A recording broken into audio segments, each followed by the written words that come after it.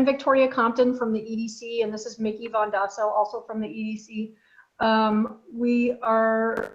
Val just left. Wait, Val, today we've got Val Curtis from Treehouse Creative Digital Services to talk with us about doing e-marketing during the current downturn.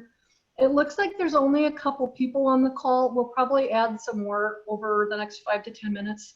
That's what we've seen for other calls. But I'm gonna go ahead and unmute everybody. We'll let Val talk first, but if people have questions, just go ahead and dive in with your questions. And if you don't want to be unmuted, go ahead and just unmute yourself, but now you've got the power. Brendan, look at me.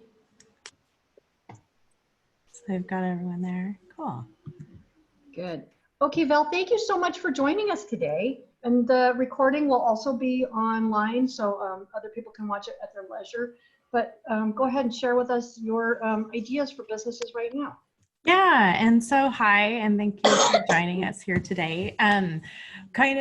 Just to give you a little background, my business is Treehouse Creative Digital Solutions here in Friday Harbor, and my focus is on digital marketing for people, and that can be website development, social media strategy, and social media management, amongst other things that are popping up now. And that's kind of one of my discussions points here is, you know, during this time, I've found that a few of my clients have been fairly successful in pivoting their business and saying, this is what I have, and it's can't be done right now, but I could possibly also do this.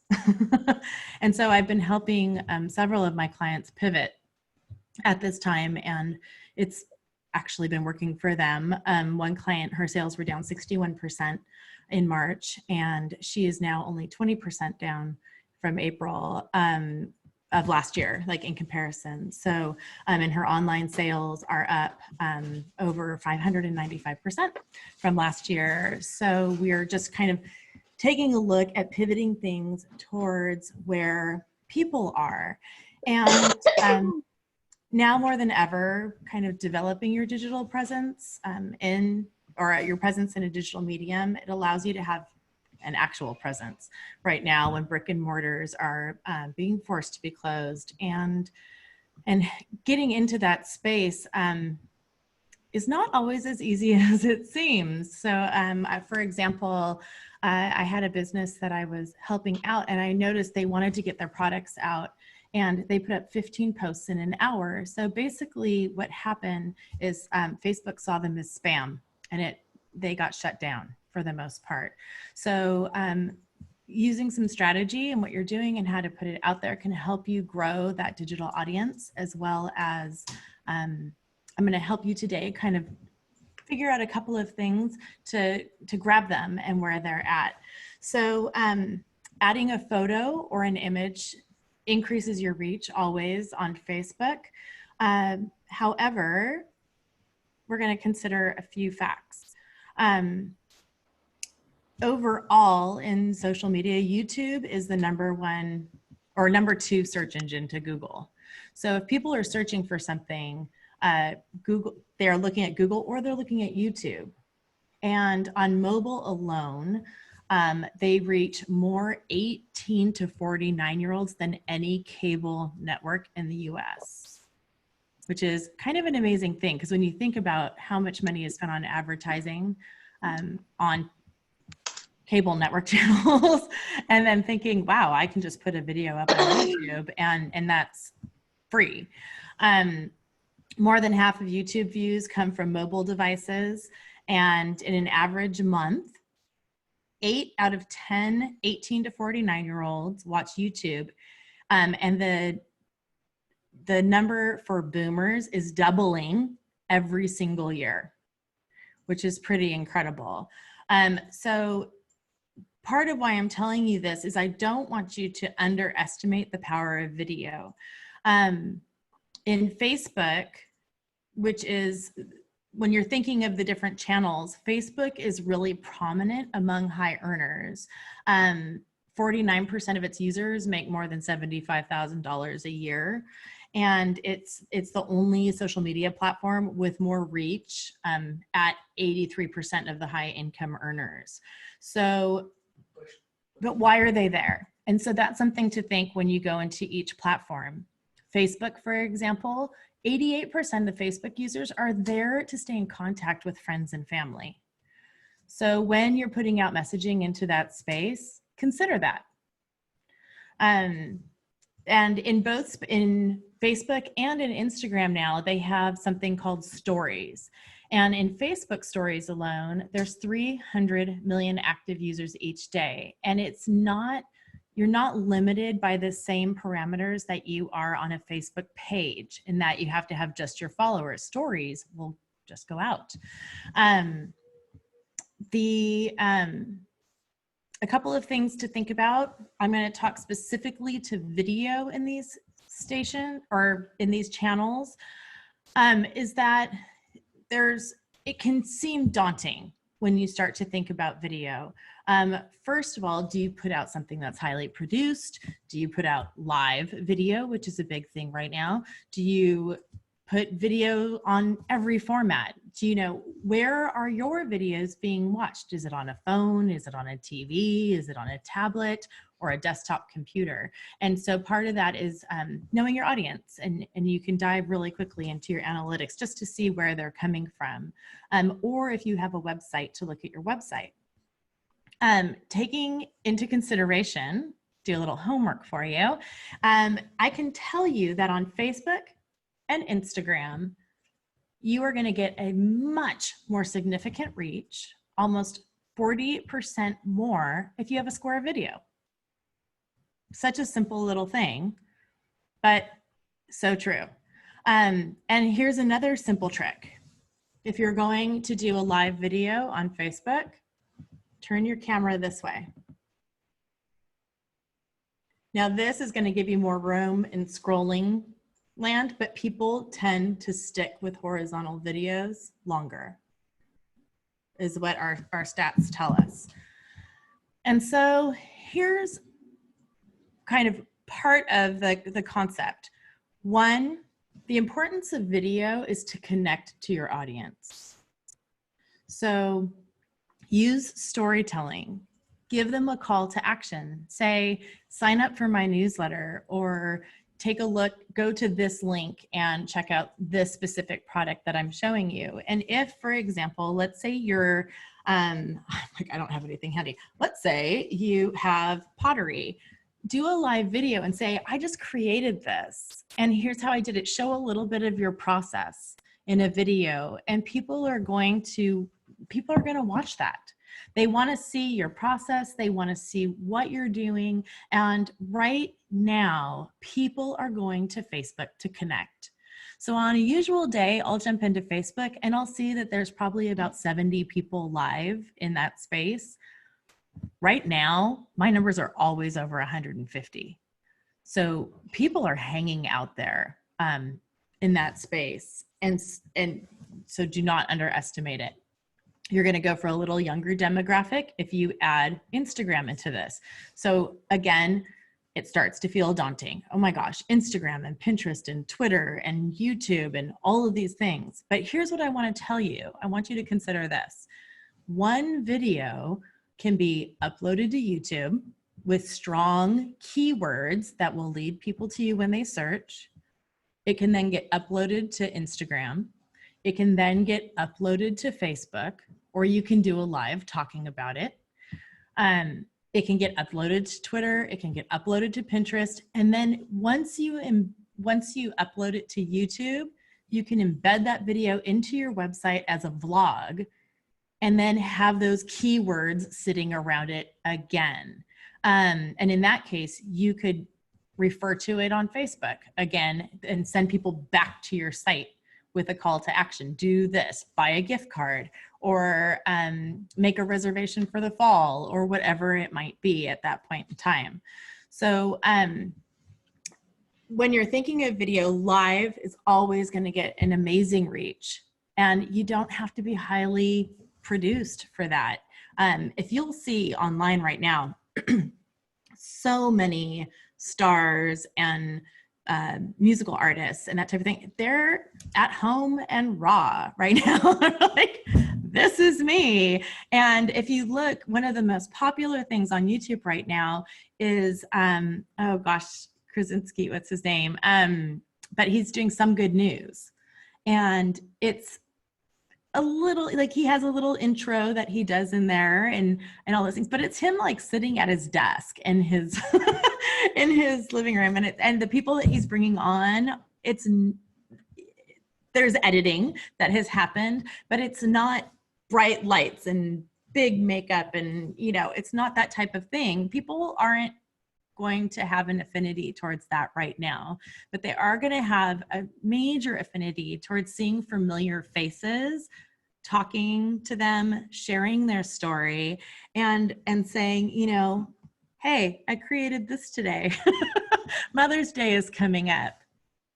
If you're interested, leave a note in the comments, right? Talk out to your audience and say, you know, are you interested in this? And I saw a brilliant thing the other day. There was a yarn shop and they sold over $1,200 in yarn. I happen to follow a lot of yarn shops. I have several as clients. But so for example, what they did is they went through and had, I'm going to use a composition notebook, but they held items up in front of the camera and they had tags on them that said like B1. So for example, if it was like, oh, hey, I really like that item, then people would say, oh, I want a B1 kind of thing. If it was something that was really specific and had a brand name and a color or some kind of variant to it. So this woman went through and showed, I think, 12 different types of yarn and sold over $1,200 in yarn in like a 45-minute session. So, so like I was saying before, think about what you can offer to people right now. If you need any help brainstorming that, I'm super happy to help. It's something I love doing is to help people pivot during this time. I know my business, I told you that I do social media marketing and strategy and website, but I'm also doing some other things for people right now because I'm trying to help my clients pivot. And I'm trying to, I always say right now we need to stay as loose-kneed as possible so that we can just kind of, you know, bobble back and forth and reach out to partner up with other businesses right now, I think is so important. We have an amazing community here, and combine services where you can. It's going to help you cut back on costs.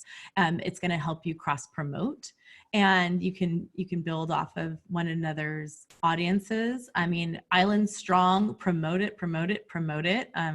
You know, Victoria and Mickey put a ton of energy, and Gail, and there's a whole bunch of people that have put a lot of energy into putting that together. But cross promote like you've never cross promoted before. It provides content for you, which is always nice to kind of promote other people's content in your feed, but it's kind of the neighborly thing to do. And it keeps you from only selling on your channel, if that makes sense, because if you only offer something to sell constantly, that wears on your audience. So cross promote, talk to other people, share their content, get out there, do some lives. I know it's terrifying. That first one is really scary. If you can have somebody be your producer, which sounds so formal, but it's not. It's somebody who's fielding comments for you. And if you can have somebody, I mean, your kids are at home, put them to work. But do have somebody in there fielding comments for you so you can respond to people, because all of a sudden you're opening up lanes for communication. And so during this time, I guess the biggest gift I would say is to focus on your social media truly being social. And sharing messages from community organizations, sharing messages from your neighbors, neighboring businesses, and then partnering where you can. But again, if you're jumping into video and you're doing something that you're preparing to go out, use it as many times as you can in as many platforms as you can. Don't just sell yourself short by putting it in one place. So any questions? Because that's kind of a whole lot of out there, but any questions that anyone has?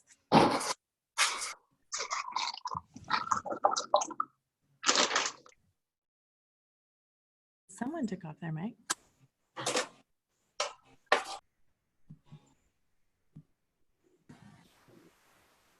See, Dimitri took off his mic. Do you have a question? Or even if you want to put something in the comments, we can follow through there as well.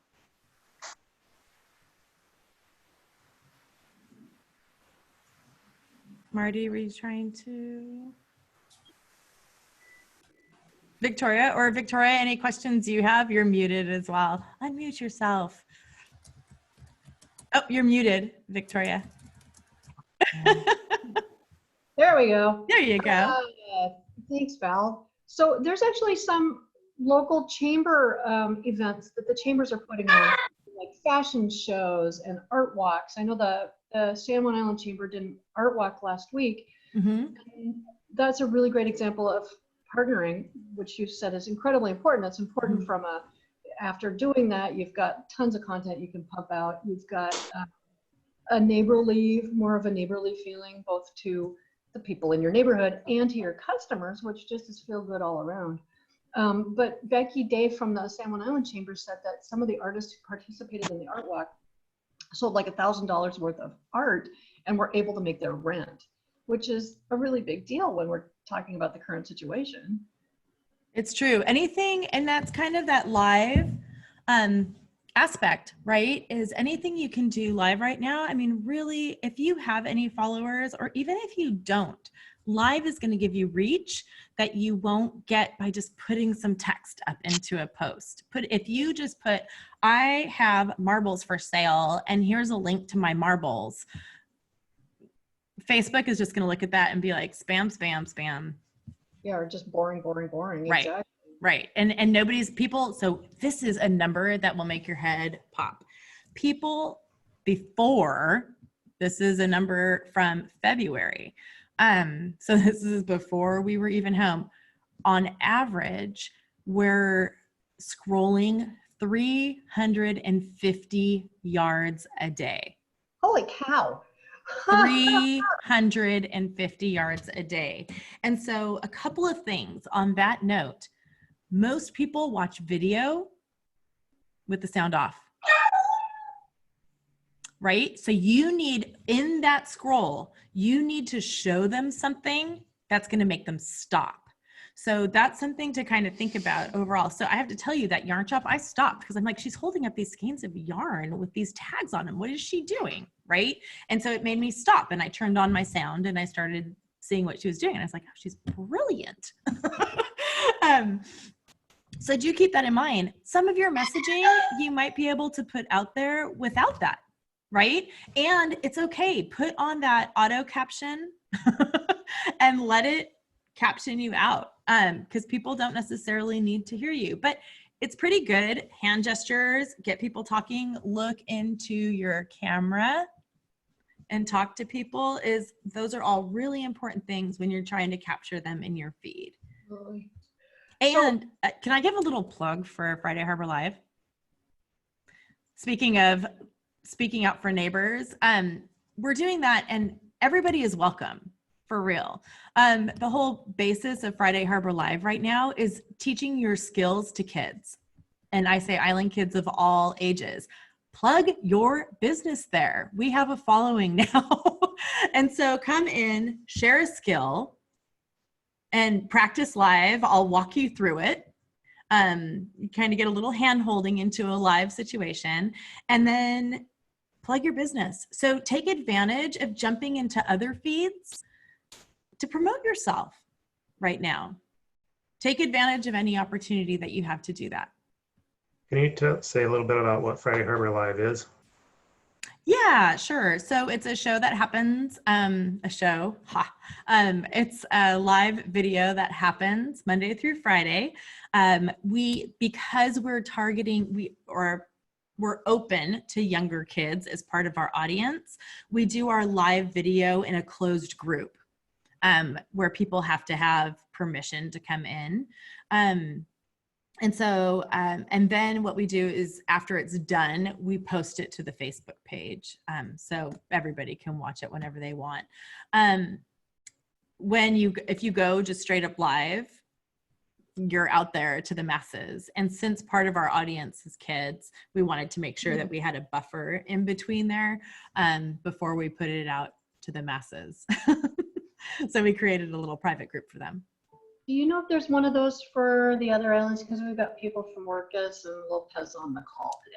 Yeah, no, I came up with that kind of, I'm a bridge maker by a digital bridge maker is kind of how I think of myself. And when this all started going down, I was like, oh my gosh, people are starting to feel locked, closed in, claustrophobic, stuck.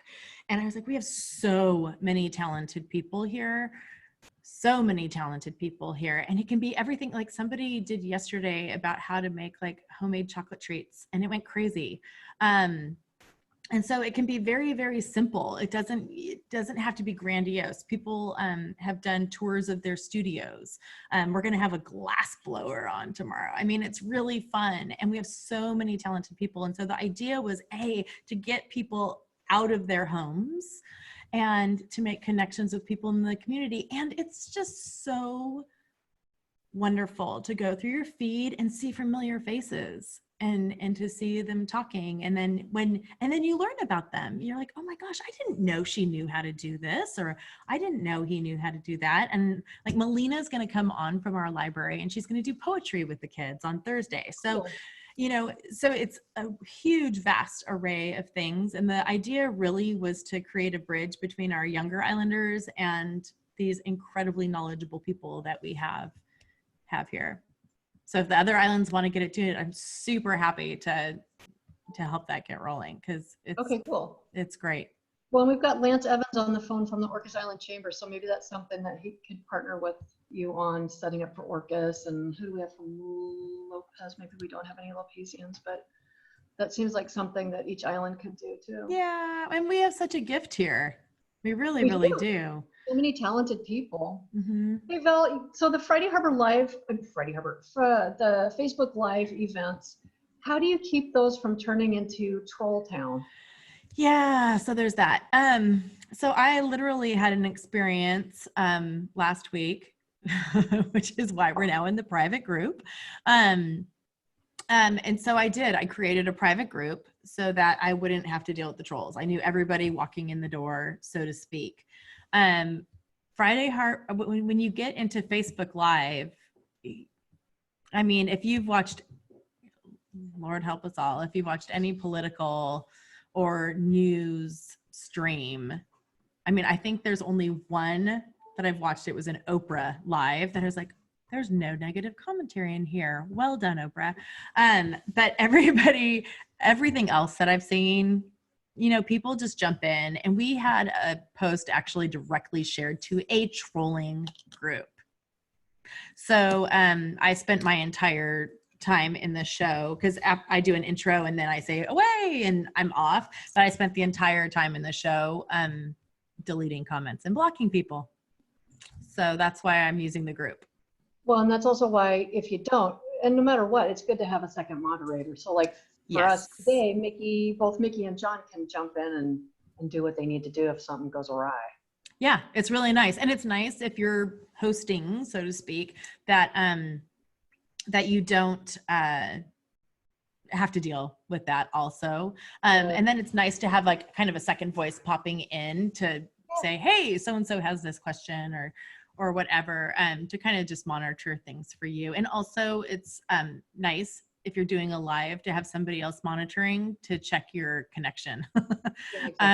If you can, I highly, highly suggest doing it on a hardwired computer over your cell phone. Because you're just going to get a stronger connection overall. Wi-Fi can get a little iffy, as we know. We haven't had that much problem, but a couple people have had, it's been a little blippy.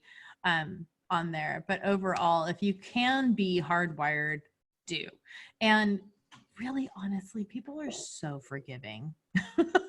I mean, I literally had a moment yesterday on live where I have like my little bullet points of everything I'm going to talk about. And I literally just looked at it and I was like, oh my God, where am I on this list of bullet points? And so, you know, I kind of was like, but, you know, I started doing lives in 2012 and Google, in G plus, if everybody remembers that Google hidden uncle.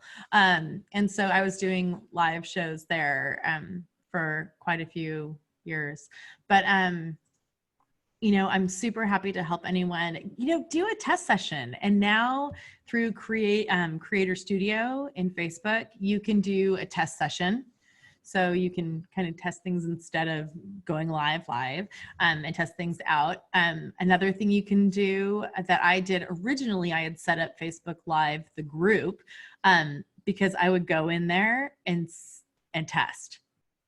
So you can kind of create a side group so that you can go in there and test things out instead of just going live on your page.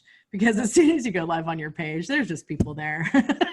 There's people there. And live, you'll get a much bigger reach for sure than anything else you're going to put out. A couple of my clients cringe every time I say algorithm, but the truth is there are certain things that certain channels like to see. Facebook really likes video and live. So that overall, kind of the more of that you do, it's going to increase your reach for the long term in a big way. Putting up stories, the Facebook stories or the Instagram stories. Instagram really, really, really loves it when you put up stories.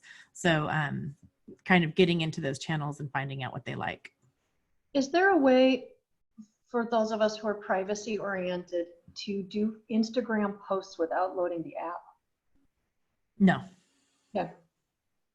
Yeah. Well, if you change your browser to be a mobile, to have mobile, it's really limited still. And so you can use like a third-party tool to upload content. Okay. But you still have to have an account, right? Yes.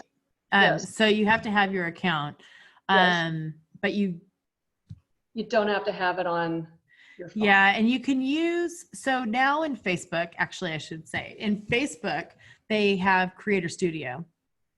And in Creator Studio, you can post directly to Instagram for there. You can respond to comments in there. You can't respond to messages, and you can't, which is the silliest little thing.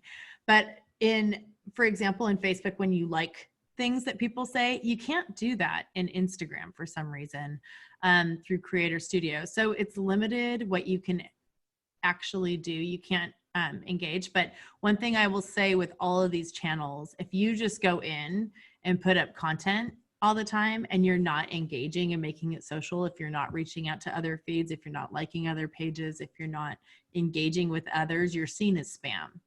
Right. So part of what will help you reach out is, start commenting on other local businesses' feeds. Don't promote yourself. Okay, let your name do that in and of itself. But kind of, if you see that the co-op put up all their fresh produce, be like, wow, that bok choy looks awesome, and I'm going to have to grab some. But it's your business name that's showing up then, and people are going to be like, what?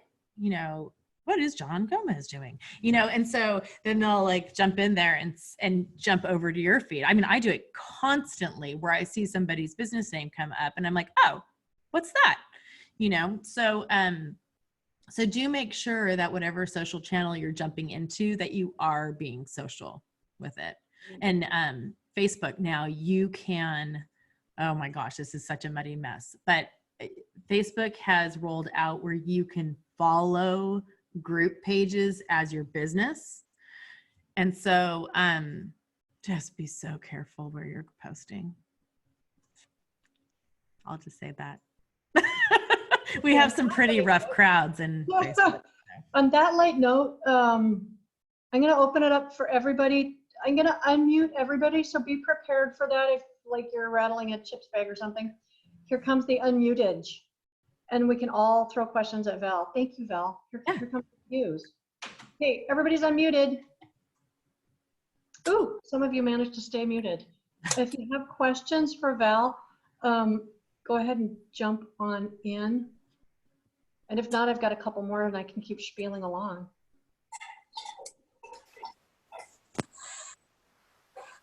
Lydia, do you have a question?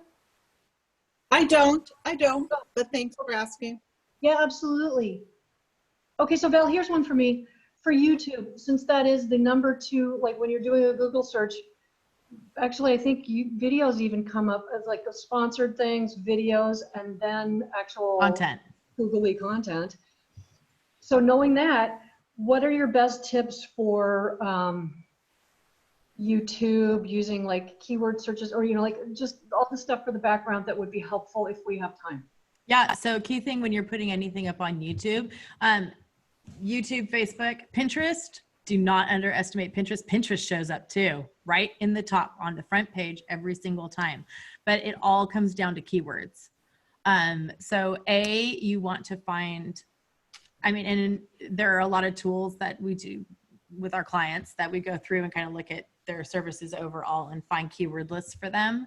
But YouTube, you want to incorporate in the description as much information as you can handle writing. So like whatever you're putting in the video itself, that is not going to be cataloged or indexed, sorry is the correct word, but that is not what's indexed. What gets indexed is what's in your descriptor or your title or your tagline.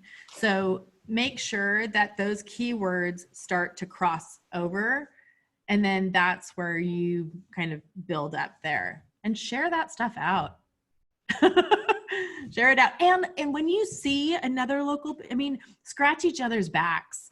When you go into Facebook and you see another business in the feed, jump in there. This is the best way you can help support a business right now is go in. If you see them doing a live, like it, share it, leave a comment, and really, really, really help each other out in that way right now. Well, it probably seems kind of goofy or maybe even overwhelming to think about doing that, but it's the little tiny steps that can, in a year or 10 years or whatever, lead to bigger steps. I've lived here I've lived here over 30 years, and I'm just always amazed by like the good deeds that happened like 28 years ago that, somebody will be stuck in a ditch and the person who pulls them out will be like, hey, I remember you from when you whatever. So yeah, well, and I at one point was in the blogging world, and honestly, how every single blogger who became a massive blogger and was making really amazing money, they had a tribe. They had a tribe where everybody in their tribe would cross promote, would go in and comment, share, like, and do all those things. And so since those are the tools of that trade, create your tribe. I do have a question. This is probably dumb, but when you like someone's Instagram post or Facebook post, what does that actually do? Right. That's a great question, Lydia. So within each of these channels, what they're looking for is engagement. So every time you go in and like something, they go, oh, this is actually interesting content. We're going to put it out to some more people.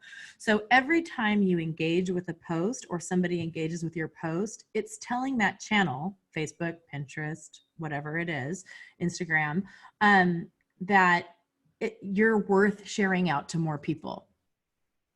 So likes are, I always put it this way. So think of a like it's a big gas tank. So in a like, you're getting like a quarter gallon of gas put into your tank. Okay. A comment, if you put just like some kind of emoji or something like that in there, you're getting about a half gallon. Okay. If you get a full sentence out of someone, that's like getting a full gallon. A share is like getting 2 gallons put in your tank. Right? So each of these things is filling up your gas tank. to show the channel that what you're putting out there is worth them putting out further, because they don't want to put things out that people are just going to scroll past, and then their channel becomes not where people want to hang out. Do they see who liked them? That's my first question. Mhm. Second, when you like someone, it doesn't really benefit you at all. And in terms of someone else, the post, they see that, oh, and that feels really good. But in terms of promoting your own business, you're saying liking someone else doesn't really do anything, but if you comment, then Well, it does. I'll actually counter that a little bit. So if you do it on a Facebook post, right? They can go, and I go in all the time and see who actually liked the posts. So if I see your business name come up, I might be like, oh, hey, that person followed me. I'm going to follow them back. Right? So then you gain a follower out of it. The other thing, and the same is true on Instagram, is that as the business, I can go in and see who actually followed my post. And if there's a business in there, I follow them right back. Okay, thank you. Yeah, Well, no I was problem. gonna say, algorithmically, Facebook likes businesses that engage with other people and businesses. So Mhm. that's all kind of baked into their little recipe of, like, the more time you spend liking things, fiddling with stuff, sharing stuff, the more they like you, because they prefer it when there's engagements, and those engagements sell ads for them. So they try to show people who are more engaged. Right. And actually it's interesting because right now, as a tool, Facebook ads are incredibly successful if you target them well. They're expensive. No lie. They can be really expensive. But organically, if you put in the time engaging with your community, I mean, really think of the people who are on your page as your community. Organic reach is awesome.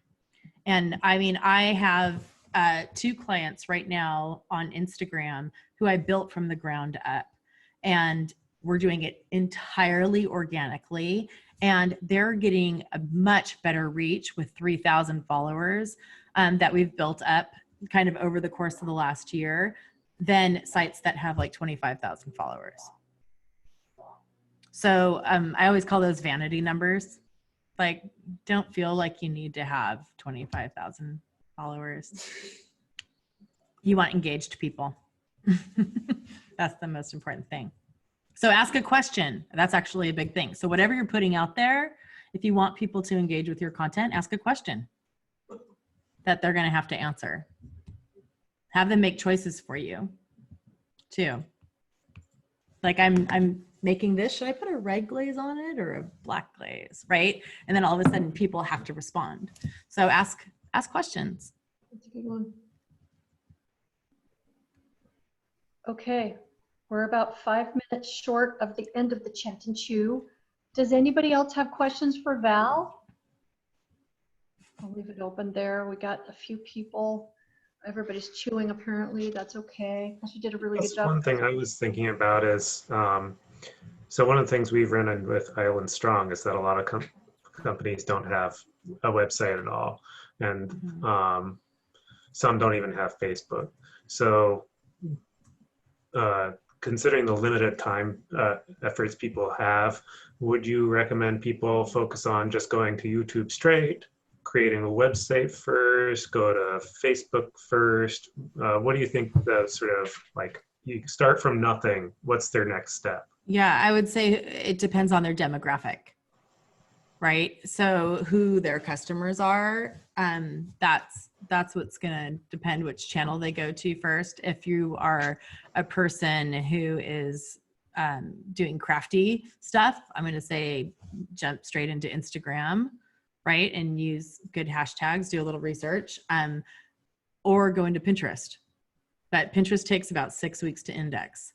So you're going to have a little lag time on what you put in. So think about that seasonally. But yeah, I would say if you're looking at getting people locally, I would jump into Facebook. If you are not you don't have a tiny little section of photography skills in your back pocket, I'd stay out of Instagram. But whatever you put up, you want to make sure it's branded and it looks good, that it's clearly your space that you've created there, so people don't have any question that they've landed in the right space. I can tell you that there are a couple of businesses locally that I've gone into to request their services, and they have like 3 Facebook pages on there because they feel that they've lost the password, which you don't really need a password to get into those. That's a whole other thing. But they have multiple pages out there. So I couldn't, and 2 of them had the wrong phone number on it. And so I couldn't get to the business. So you want to make sure that whatever you do put out there is complete. And forever. It's a commitment. You didn't It mention LinkedIn, probably because most of the people here are retail or hospitality or other things, but I do want to throw that in there for business to business stuff because it's actually pretty handy for that. Yeah, B2B, it's excellent. It's an excellent tool. And when I was doing my blogging world, I used LinkedIn and Twitter. Like those were my 2 favorite channels, because if I wanted to find someone or reach out to someone specifically, it was so easy to do using LinkedIn and Twitter. But in any channel that you jump into, be consistent. That's the key thing. If you put up 3 posts one day and then you don't post again for 2 weeks, you're dead in the water. Consistency matters. So set up something that's sustainable for yourself. Yes, that really makes sense. Do you have a recommendation for people on how much time they should spend? Like, should they set a day timer alarm for themselves once a week for an hour, or what would be ideal for the starting person? Depending on where your skill set is, it's going to take a totally different amount of time. But worth a commitment. Yes, definitely worth a commitment. If you're in Facebook at all or on Instagram at all, just think about being intentional with that time. YouTube is going to be a long-term investment for, you're not probably going to see an instant return there right now in the same way that you can on Facebook. On Facebook, you can set up a shop to have people click straight through to product and then link an Instagram account right into that as well. So if anybody needs help with that, it's what I do. If this all feels like you're hearing Latin right now, I do help businesses right now. And with the funds that you can get, up to 25% can be used for marketing costs that can be reimbursed. So think about that. It can be a time for you to invest in the marketing aspect of your business. Absolutely. That can benefit you for the long haul, for sure. And because we want to be ready. I mean, that's the other thing. When things open up for us, we want to be ready. And people are really used to looking in the digital space right now. And there are some people who might not leave that space when looking for certain things. So, absolutely. Yeah. Well, and I wanted to, because you'd mentioned it before, but I want to shout out again about the islandstrong.com website that you did for us. That's a really great place for retailers or hospitality people and other businesses to get the word out about their products or services. And Lance from the Orcas Island Chamber, who's on this call, also has one, Orcas Strong.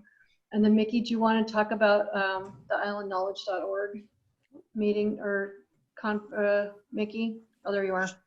Sure. So we had started a little over a year ago, trying to create a network of people in the county who are doing remote work primarily in information fields such as web design, software development, editing, writing, things like that. And we started not too long before this all happened, creating a directory at islandsknowledge.org.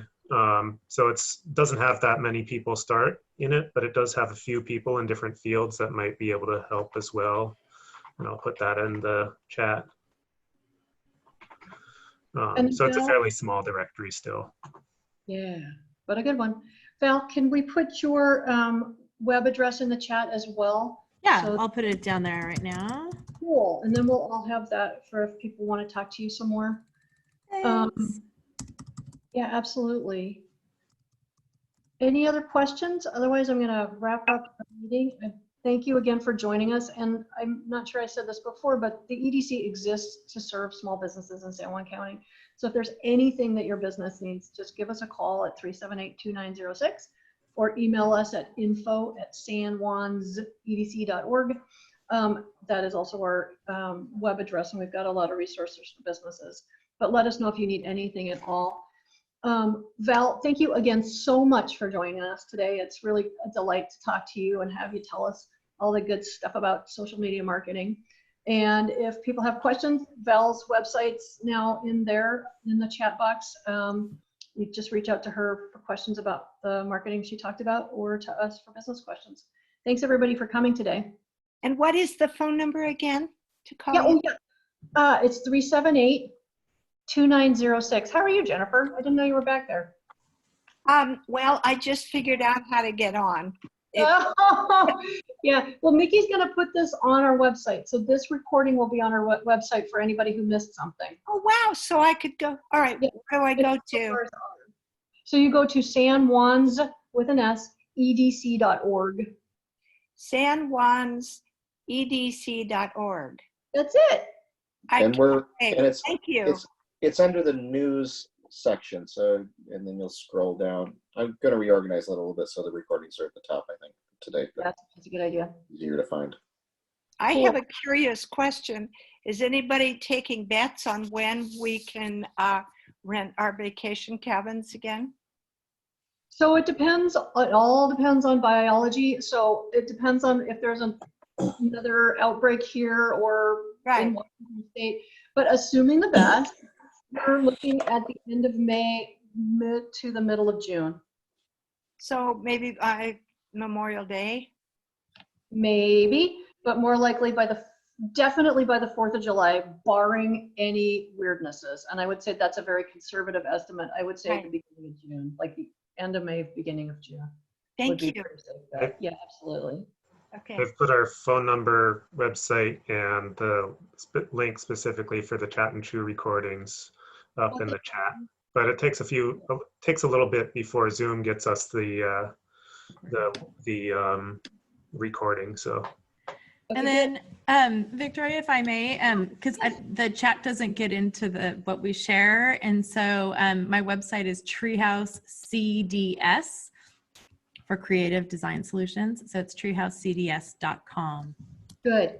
And on that note, I'm going to end the meeting because that's a good ending for the meeting. Thanks, Val. Thank you, everybody, for joining us today. Thank you.